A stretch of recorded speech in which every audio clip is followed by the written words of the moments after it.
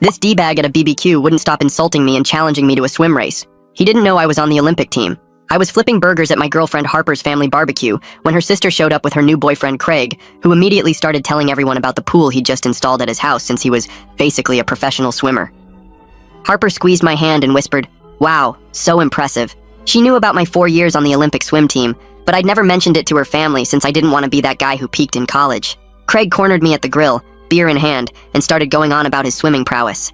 "I actually had to get kicked out of the club pool last month," he said loudly enough for everyone to hear.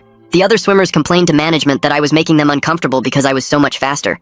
I mean, when you're lapping everyone twice, it gets embarrassing for them, you know?" He looked at me expectantly like I should be impressed. I nodded politely and kept flipping burgers while Harper rolled her eyes beside me. Craig looked me up and down, taking in my dad bod that had replaced my swimmer's build after 5 years of retirement. "You ever swim, Dylan? No offense, but you don't really have the body for it. I mean, look at these shoulders," he said, rotating his arms to show off. "Swimming is all about the wingspan and the core.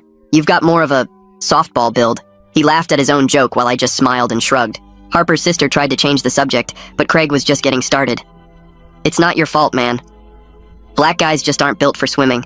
It's a scientific fact, something about bone density or muscle fibers. That's why you never see them in the Olympics." Harper's jaw dropped and she started to say something, but I touched her arm gently and whispered, "Let him talk. This is actually hilarious." Craig must have taken my silence as agreement because he kept going. "I'm not being racist, it's just biology. Like, when's the last time you saw a black swimmer win anything? Michael Phelps, Ryan Lochte, all the greats are white. It's just how it is."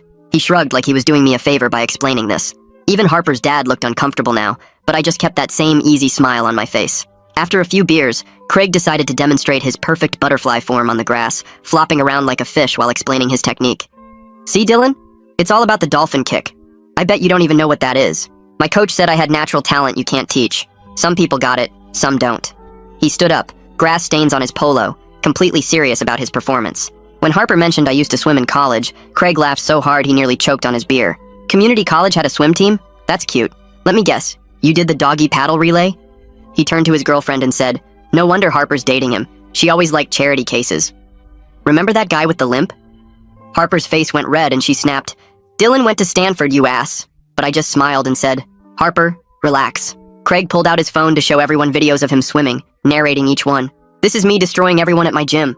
See that guy I just lapped? He said he swam Division 3. Pathetic." Then he turned to me and said, "Dylan probably thinks the shallow end is an accomplishment. Different leagues, bro. I'm talking about real swimming, not whatever you did at the YMCA." The videos were clearly sped up, but I didn't bother pointing it out. The afternoon got worse when Craig started lying about his times, claiming he could swim a 50-meter freestyle in under 20 seconds, which would be a world record. "I never went pro because I make too much money in sales. Why make pennies swimming when I can afford my own pool?" "Dylan, what do you do again?" Harper mentioned something about coaching kids. "What do you coach them in, burger flipping?" He gestured at the grill and laughed. "That's sweet though, giving back to the community since you never made it yourself." I actually laughed at that one because the irony was too perfect. Finally, Craig had drunk enough to issue his challenge. He stood up, swaying slightly, and announced to everyone, "You know what? Let's settle this right now. Dylan, get in my pool and race me, right now. Unless you're scared to lose in front of your girl." He pulled off his shirt dramatically. "Come on, man. 1 lap. Unless you admit you can't swim and I'm superior in every way. What's it gonna be? You gonna hide behind Harper or are you gonna be a man?" Harper looked at me with an expression that said she was completely done with this guy. "Oh my God, just do it already," she said, knowing exactly what was about to happen. Craig stood there smirking, thinking he was about to humiliate me in front of everyone, having no idea he'd just challenged someone with 4 NCAA titles and an Olympic trials record that still hadn't been broken. So I said, "Sure, man. 1 lap." Craig grabbed his keys off the table and started walking toward his car, while everyone else looked at each other trying to figure out the logistics. Harper's dad stepped in and took the keys from Craig's hand, saying nobody was riding with someone who'd been drinking that much. Craig protested, but his girlfriend grabbed his arm and steered him toward her car, while Harper and I headed to mine with her parents following in theirs. The whole convoy of cars pulled out of the driveway with Craig hanging out the passenger window of his girlfriend's car, yelling about how I was about to learn what real swimming looked like. Harper squeezed my hand tight as we drove and whispered she couldn't wait to see his face when he realized what he'd gotten himself into. I kept my eyes on the road and focused on staying calm, because even though it had been 5 years since I'd competed seriously, my body still remembered what it felt like to destroy someone in the water. Craig's house was only 10 minutes away, and when we pulled up I had to admit his pool setup was actually pretty nice. The pool stretched 25 yards with proper lane lines and everything, though I could tell from the way the lane ropes sat loose that he probably never bothered setting them up right. Craig immediately started his tour explaining how he'd personally designed every aspect for optimal training conditions and maximum speed development. He pointed at the shallow end, saying that's where beginners usually stayed, and then gestured at the deep end where real swimmers trained. Everyone just wanted to see the race happen, but Craig kept going on about the filtration system and the special tiles he'd chosen, and how the depth was perfect for generating the right kind of waves. I walked over to check the water while he talked, and suggested we should probably set some ground rules for safety, since he'd been drinking pretty heavily all afternoon. Craig waved his hand, dismissing my concern, and said real swimmers didn't need rules because the water was their natural element. Harper's dad spoke up firmly, saying we absolutely needed to be smart about this, and nobody was getting in that pool without some basic safety measures in place. Craig rolled his eyes, but his girlfriend agreed with Harper's dad, so he had to go along with it. That's when Craig started pulling off his clothes right there on the pool deck, and I realized he was stripping down to his underwear since he didn't have swim trunks at his own house. Everyone got real uncomfortable real fast, and Harper's sister finally convinced him to at least keep his shorts on, even though he complained they would create drag and slow him down. I mentioned we should probably have someone neutral time this to make sure it was fair for both of us, and Craig immediately scoffed, saying I was already making excuses before we even got started. Several people agreed it made sense to have an official timekeeper though, and Harper's mom volunteered to use her phone's stopwatch since she didn't care who won. Craig started his warm-up routine, which consisted of aggressive arm swings that looked more like he was trying to fight invisible bees than prepare for swimming. He grunted loudly with each swing and kept checking to make sure everyone was watching his technique. Meanwhile, I quietly stretched my shoulders the way I'd done thousands of times before and dipped my hand in the water to check the temperature. Harper had her phone out filming everything and said loud enough for everyone to hear that she wanted to remember this moment forever. Craig heard that and flexed for the camera, saying she could use the video to show people what peak performance looked like. Harper's sister pulled me aside while Craig was distracted and apologized for his behavior, especially all the racist stuff he'd said earlier. Her face looked miserable, and I could tell she was realizing her boyfriend was about to embarrass himself in front of her whole family. I told her it wasn't her fault and that Craig seemed to have some issues he needed to work through, but she still looked like she wanted to disappear. Craig called me back over and started explaining the rules to me like I was a 5-year-old who'd never been in a pool before. He used his hands to show me that one lap meant down to the other end and back, and that we'd be doing freestyle, which meant any stroke I wanted as long as I didn't touch the bottom or the lane lines. I nodded along patiently, while Harper stood behind him, barely containing her laughter at how ridiculous this whole thing was. Craig kept going, explaining that we'd start in the water since he didn't have starting blocks, and that meant pushing off the wall when someone said go. More people from the BBQ started showing up to watch, and Craig immediately played to the crowd, saying he'd try not to lap me, but sometimes his competitive nature just took over. Someone mentioned they should probably have towels ready for afterward, and I appreciated that at least a few people were being practical about this whole situation. Craig kept posing and flexing for the growing audience, while I just stood there waiting for him to finish his show. Finally, we both got in the water at opposite ends of the pool to get ready for push starts, and the water was actually colder than I expected, which made my muscles tense up for a second. Craig immediately started complaining that the cold water was throwing off his rhythm, and his muscles weren't responding right, and maybe we should wait for it to warm up. Harper's dad said we were doing this now, or not at all, so Craig stopped complaining and got into position against the wall. I pushed off the wall in a slow practice start to show Craig what we were doing, my body remembering the motion even after 5 years away from competition. Craig watched me glide halfway across the pool before he tried his own practice start, which was basically him shoving off the wall with his feet while his arms flailed around randomly. He came up sputtering after 3 strokes and said he was just warming up and the real one would be different. Harper's dad stepped forward and offered to do the countdown for us since we needed someone neutral to call the start. Craig immediately demanded that we go on go instead of 3, because that's how real races work according to him. I nodded and agreed to whatever made him comfortable since it wouldn't change the outcome anyway. Harper grabbed my arm and pulled me to the side of the pool for a second, while Craig was adjusting his shorts. She asked if I was really okay doing this since Craig had been drinking and might try something stupid in the water. I told her I dealt with way worse at actual competitions, and one drunk guy wasn't going to be a problem. She squeezed my hand and went back to stand with her family, while Craig started doing more of his weird arm circles. Imani Wade, who was one of Harper's family friends, stepped forward with her phone and volunteered to time the race since she didn't know either of us that well. She positioned herself at what would be the finish line and pulled up the stopwatch app to get ready.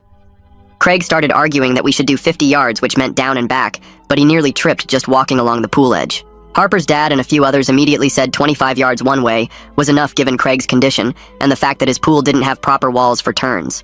Craig grumbled about it giving me an advantage, but eventually agreed when his girlfriend told him to stop being difficult. That's when we heard someone calling from the fence, and this older guy named Ed Gilmore, who lived next door, came over asking what all the noise was about.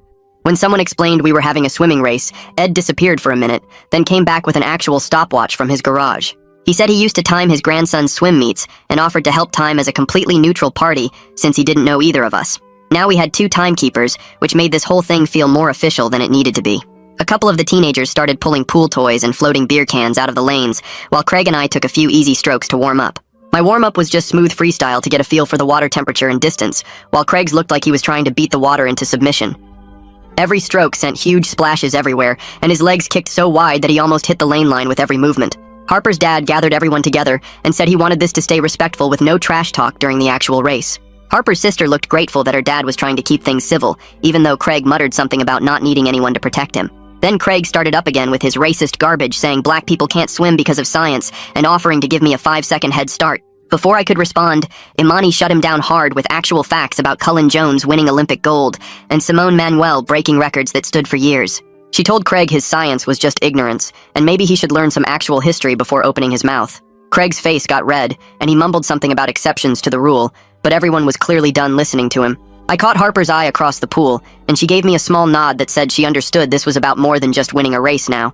The crowd had grown to about 15 people, all standing around the pool edge, waiting to see what would happen next. Someone had even brought out more towels and set them on the chairs, which I thought was pretty practical considering how this was likely to end. Craig kept stretching and posing like he was at the Olympics himself, while I just stood quietly in the water getting my breathing ready. The water felt good against my skin, and my muscles were starting to remember what they used to do every single day for years. Ed and Imani compared their timing devices to make sure they were synced up and ready to go. Harper's dad asked us both one more time if we were ready to do this safely and responsibly. Craig rolled his eyes and said he was born ready, while I just nodded and got into position at the wall. My hands gripped the pool edge the same way they had hundreds of times before in actual competitions that mattered. Craig tried to copy my position, but his form was all wrong with his butt too high and his head looking straight ahead instead of down. The whole crowd went quiet as Harper's dad raised his hand to start the countdown, and I felt that familiar calm wash over me that always came right before a race. Craig suddenly stood up and started pounding his chest with both fists like some kind of gorilla, while making these loud whooping noises that echoed across the pool area. Everyone just stared at him as he kept beating his chest harder and harder, his face turning red from the effort and the alcohol. Harper's mom covered her mouth with her hand, and I heard one of the cousins whisper something about calling an Uber for him later.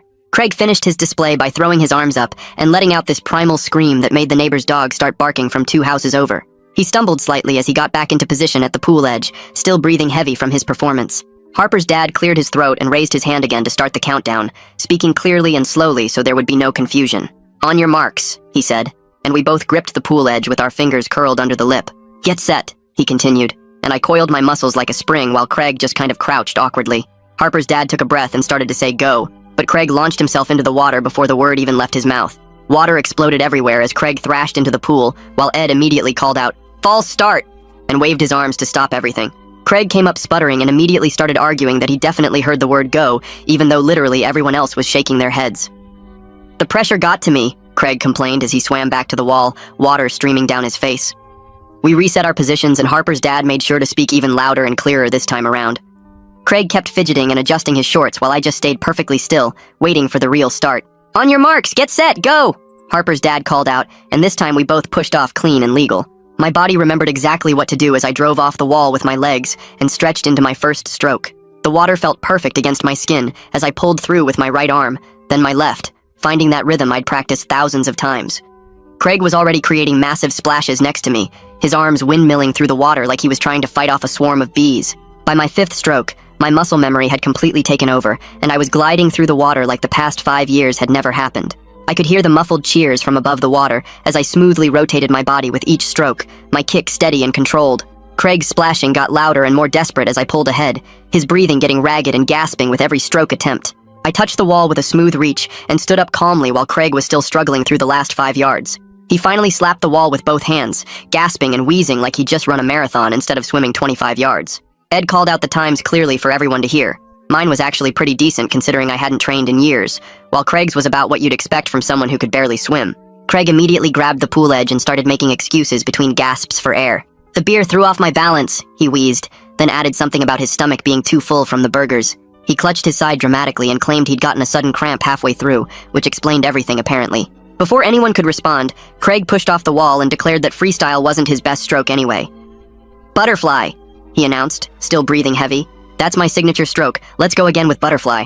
Harper's sister tried to grab his arm and tell him to stop, but he was already insisting that butterfly was where his true talent showed. Several people pointed out that butterfly while drunk could actually be dangerous, but Craig waved them off with water flying from his hands.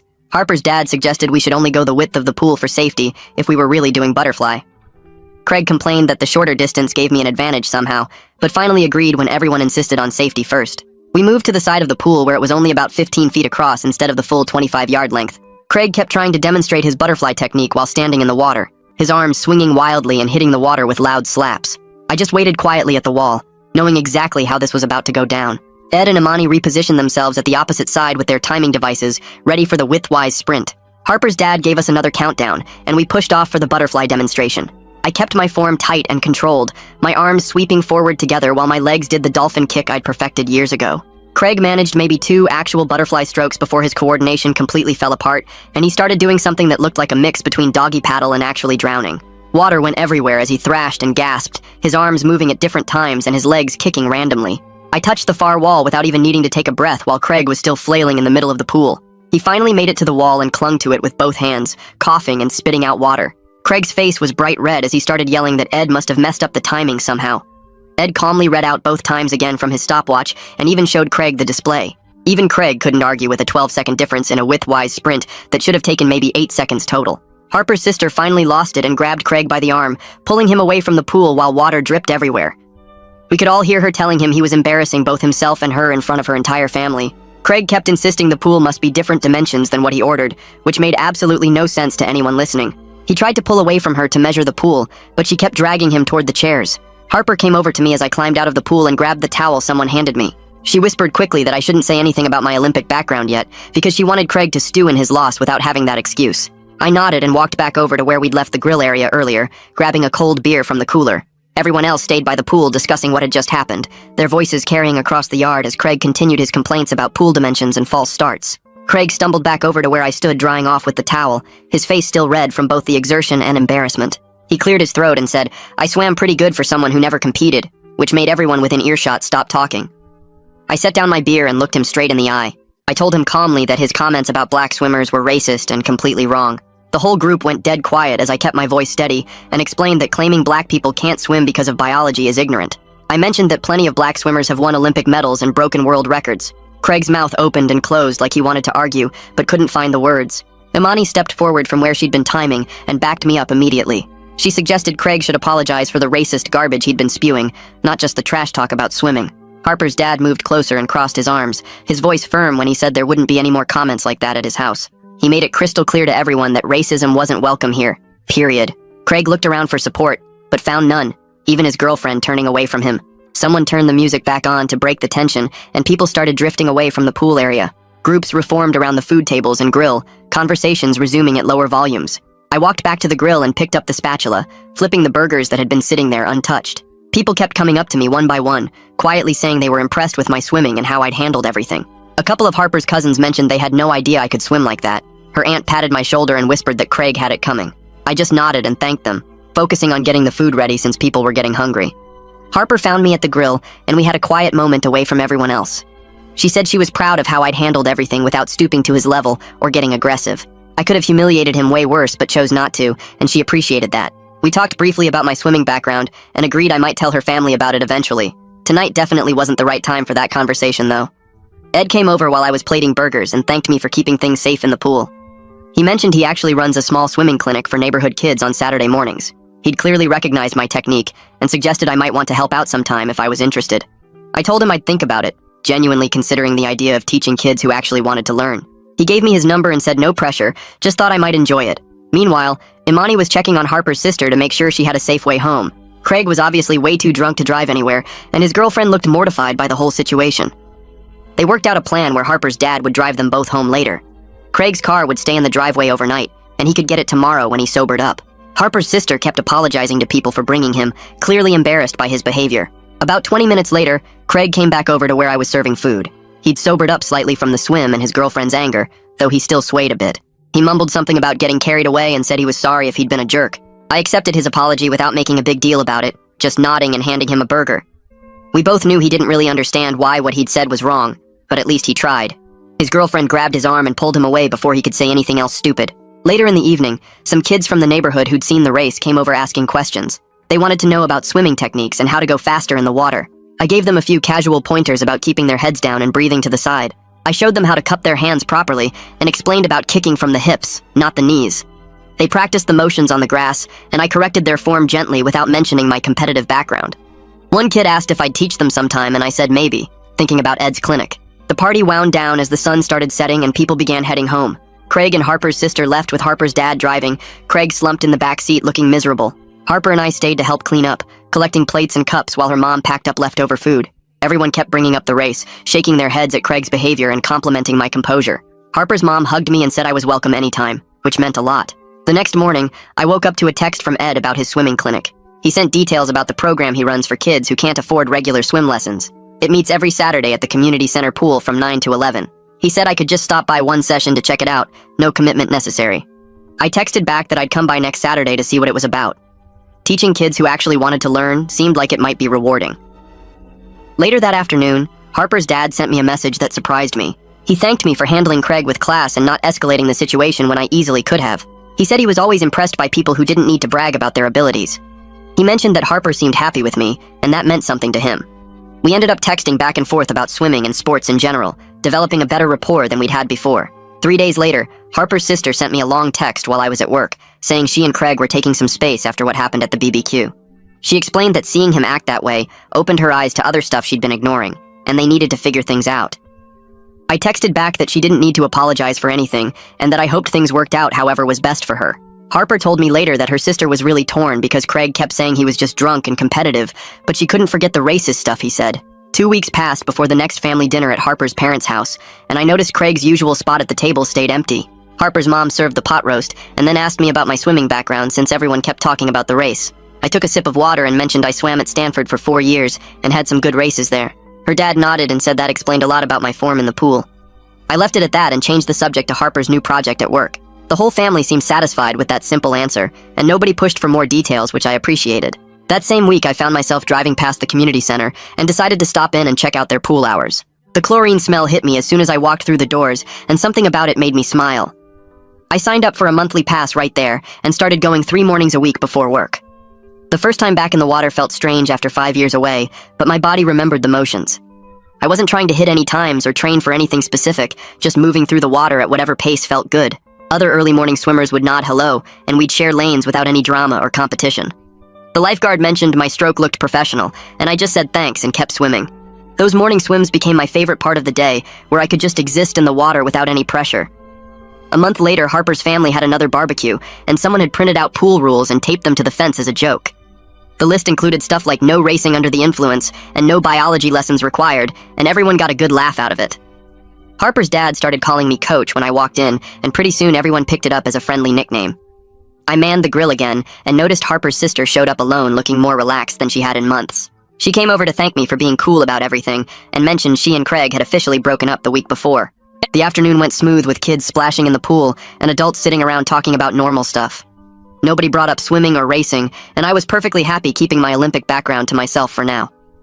Well, folks, that's all from me today. Thanks for letting me toss in my clever little observations along the way. Until we meet again, stay sharp.